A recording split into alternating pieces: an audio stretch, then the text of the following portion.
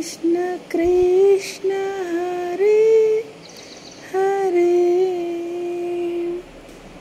हरे राम राम राम हरे हरे हरे कृष्ण कृष्ण कृष्ण हरे हरे हरे राम राम राम हरे हरे हरे कृष्ण कृष्ण कृष्ण हरे हरे हरे राम राम राम हरे हरे हरे कृष्ण कृष्ण कृष्ण हरे हरे. అయితే ఒకసారి ఏం జరుగుతుందంటే, పార్వతీ శివుడు ఇద్దరు కూర్చొని ఉన్నప్పుడు రాముడు గురించి ఆలోచనలో నవ్వుకుంటూ ఉంటాడు శివయ్య. అదేంటి స్వామి, మీలో మీరే నవ్వుకుంటున్నారు, ఎందుకు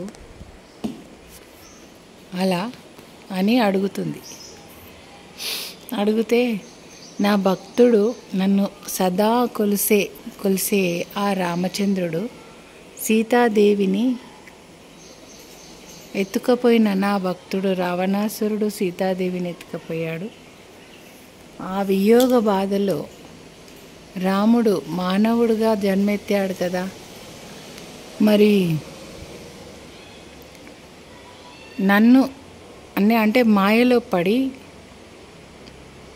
సీతా సీతా సీతా అనుకుంటూ కనిపించిన చెట్టును పుట్టను అన్నిటినీ వెతుకుతూ, పక్కన నేను కనిపించినా కూడా, నా ఆలయం కనిపించినా కూడా కనీసం మొక్కకుండా వెళ్తున్నాడు, అంత మాయలో ఉన్నాడు అనేసి అంటాడు. అంటే పార్వతీదేవి అంటది, అదేంటి స్వామి, విష్ణుమూర్తి నారాయణుడు సాక్షాత్తు అంత మాయలో ఎట్లా పడతాడు? ఆయన లేదు మీరేదో చెప్తున్నారంటే, లేదు కావాలంటే మీరు వెళ్ళి పరీక్షించుకొనిరా, అక్కడ అడవి వెళ్తున్నాడు చూడు అని చూపిస్తాడు. ఆమె సరే అని చెప్పి పరీక్షించడానికి రాముని దగ్గరికి వెళ్తుంది. సీత సీత అనుకుంటూ వెళ్తున్న రాముని దగ్గరికి కొద్ది దూరంలో నిలబడి పార్వతీమాత సీతాదేవి వేషం వేసుకుంటుంది. అంటే సీతలాగా తయారై పక్కనే వచ్చేసి నడుస్తుంటుంది. అప్పుడు నేనే సీతను అంటుంది. నేనే సీతను అన్నట్టుగా చూస్తుంది. రాముడు, అమ్మా శివయ్యను వదిలేసి ఎక్కడికి వచ్చావు ఈ అడవిలో అంటాడు. ఆయన మనోనేత్రం అప్పటికి ఆమెను చూడగానే తెలిసిపోతుంది.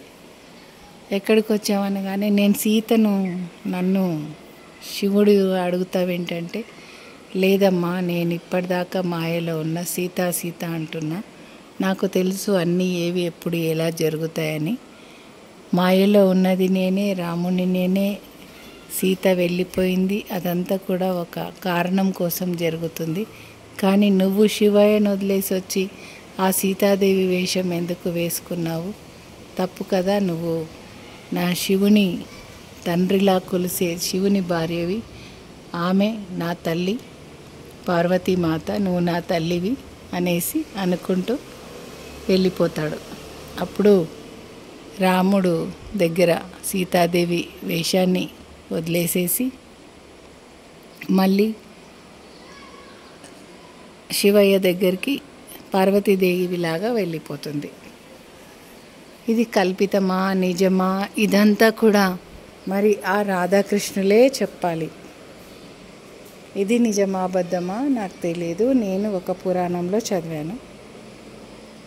అప్పుడు మరి రామ రామ అంటే కూడా రాధలో సగం రాముడు, రా అనే అక్షరం. శ్రీకృష్ణలో సగం శ్రీరామ అంటే శ్రీకృష్ణ, శ్రీరామ అనని అన్ని పదాలు కూడా ఒక్కటే దగ్గర నుంచి కదా వచ్చాయి. అలా కథలోకి వెళ్దాం. మరి వాళ్ళ పాదాల దగ్గర చెప్పుకుంటున్నాం మనం.